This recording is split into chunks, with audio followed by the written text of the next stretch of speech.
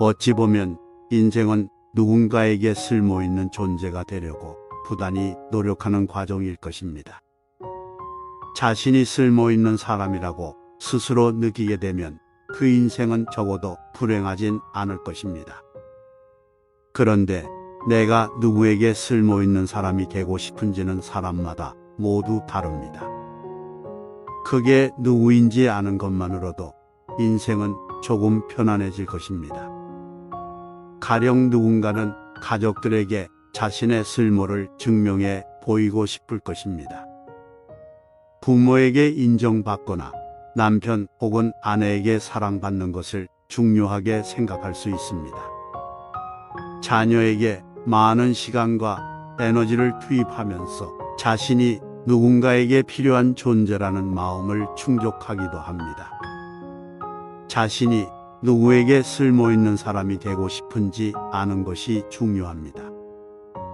자신의 마음을 제대로 알지 못하면 인생이 허무하게 느껴질 거예요. 만약 안정적인 가정을 꾸리고 단아한 일상을 영위하는 데서 행복을 얻는 사람이 사회적 압력이 심한 직업을 가졌다고 가정해 볼게요.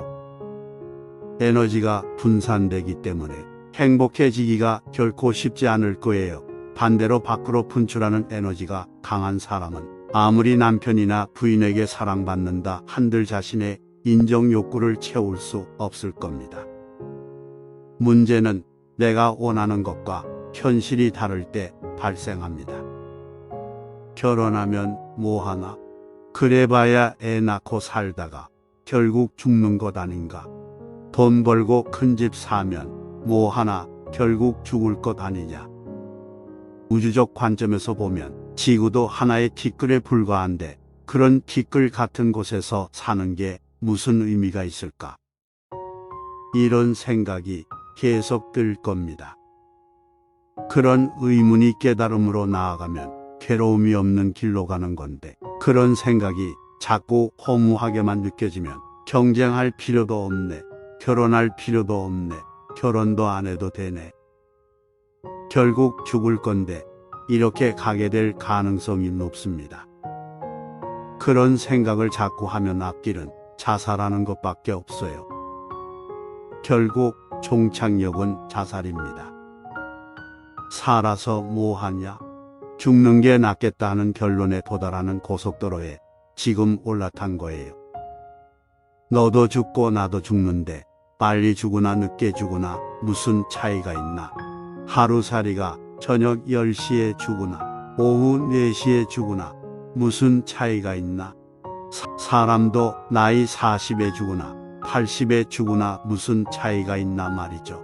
그렇게 따지면 나무도 자라서 뭐해요? 어차피 사람이 베어갈 것인데요. 닭이나 소도 살아서 뭐해요? 어차피 사람이 잡아먹을 건데요. 이런 관점에서 세상을 바라보면 이 세상의 만물이 생존할 필요가 없어지는 거예요. 이런 생각은 반생명적 사고방식입니다. 컴퓨터도 병이 들면 백신 치료를 해야 하듯이 이런 생각을 가진 분들은 지금 정신적인 병이 든 거예요. 지금 이런 병이 현대인들에게 전염되다시피 유행을 하고 있습니다. 전 세계에서 한국의 자살률이 가장 높잖아요. 가난하거나 배가 고프거나 학대를 받는 사람들이 많아서 자살률이 높은 게 아니에요. 가난한 나라나 독재 국가의 자살률이 많은 게 아니고 경제적으로 부유한 나라의 자살률이 높습니다. 자살은 대부분 정신적인 병이라고 할 수 있습니다. 사회적으로는 경쟁의 압박이 높아서 자살한다. 너무 빈부격차가 심해서 자살한다. 가정폭력에 의해서 자살한다. 왕따를 시켜서 자살한다. 이렇게 말하는데 이것은 그때 자살을 할 때의 상황을 말하는 겁니다. 상황을 갖고 얘기하면 전부 외부에서 오는 문제인 것 같지만 근본적으로는 왕따를 시킨다고 다 자살하는 것도 아니고 두드려 맞는다고 다 자살하는 것도 아니고 파산한다고 다 자살하는 것도 아니고 이혼을 하거나 연애에 실패한다고 다 자살하는 것도 아닙니다. 슬픔이 확 올라오거나 어떤 허무감이 들 때 차라리 목숨을 끊는 게 더 낫겠다 하고 죽음을 합리화하는 사유체계가 일어나는 겁니다. 그런 사고를 한다는 것 자체가 바로 병이 들었다는 반증입니다. 대부분의 생명은 어떤 악조건에 놓여도 살려고 합니다. 새싹이 막 올라올 때 그 위에 돌을 덮어놓으면 못 이겨서 죽을 때도 있지만 옆으로 빚어서 올라오는 게 생명입니다. 모든 자연은 어떻게든 살려고 해요. 굶어 죽을 상황에 놓이면 훔쳐 먹고라도 살려고 하고 학대를 받아도 살려고 해요. 병인 줄 알고 치료를 받아야 합니다. 뭘 해봤자 아무 의미가 없다는 것을 깨달으면 오히려 사는데 힘이 하나도 안 듭니다.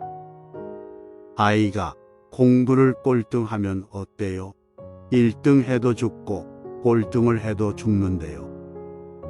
아이가 공부를 잘하든 못하든 내버려 두고 나는 나대로 살면 됩니다. 훨씬 자유롭게 살 수 있는데 그래서 제가 병이라고 말하는 겁니다. 그러니 괴로울 일이 없네. 이제 편하면 살면 되네. 죽을 때가 되면 알아서 죽을 거니까 일부러 죽을 필요가 없구나. 이렇게 생각을 한번 바꿔보세요. 살다 보면 온갖 사람이 다 있죠. 죽겠다는 사람하고도 우리는 웃으면서 대화를 해야 하는 거예요. 죽을 때 죽더라도 하루라도 웃어야죠. 풀 한 폭이 나는 것이나 나무 한 그루 자라는 것이나 토끼 한 마리 뛰어다니는 것이나 한 사람이 사는 것이나 모두 똑같아요. 아무런 차이도 없습니다. 그래서 일부러 죽을 필요도 없고 억지로 살려고 할 필요도 없어요. 그냥 인연 따라 살아가면 되는 거예요. 그러면 괴로울 일이 없습니다. 꼭 유명한 배우가 되어야 인생이 살만한가요?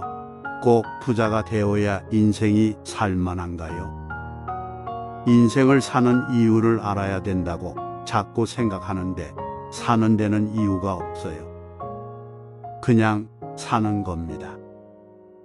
이유가 없는데 이유를 찾기 때문에 결론은 죽음에 이르게 되는 거예요.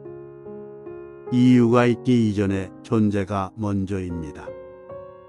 우리는 이미 살고 있고 그 다음에 생각을 하는 겁니다.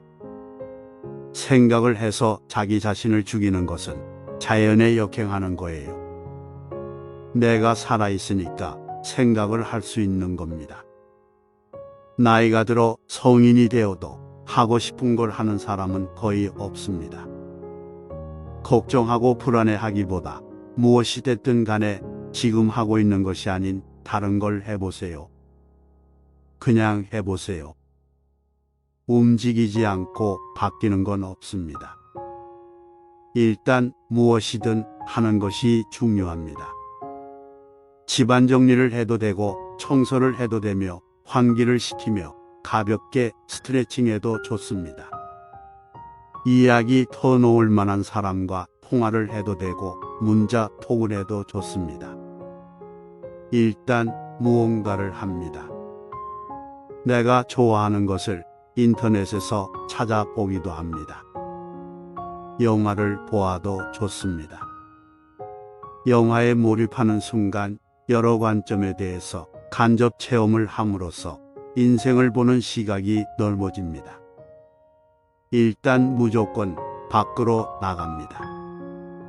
산책을 합니다. 공기를 마십니다. 자연과 생명의 소중함을 느낍니다. 자전거를 타기도 하며 수영장에서 시간을 길게 잡고 하지 않아도 되니 일단 수영을 하기도 합니다.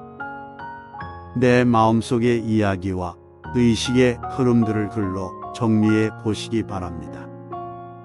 그날 있었던 내 감정과 의식의 흐름, 그리고 그날에 새로 알아낸 것들을 글로써 정리하다 보면 일단은 생산적이고 무언가 했다는 것으로서 플러스 효과를 받고 감정을 정리할 수 있다는 것으로서 충분한 효과를 노릴 수 있습니다. 그리고 자신의 마음을 아는 것이 중요합니다. 그릇의 크기가 다른 것이 아니라 모양이 다른 겁니다. 설령 누가 더 큰 그릇을 가졌다 한들 내 그릇을 가득 채웠을 때 만족감이 높아질 거예요. 물론 자신의 마음을 직시하는 것은 고통을 수반합니다. 세상에서의 역할은 자신의 결핍과 연관되기도 하기 때문입니다.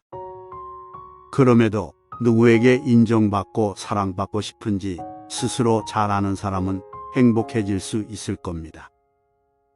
이제 그릇을 채우는데 에너지를 쏟으세요.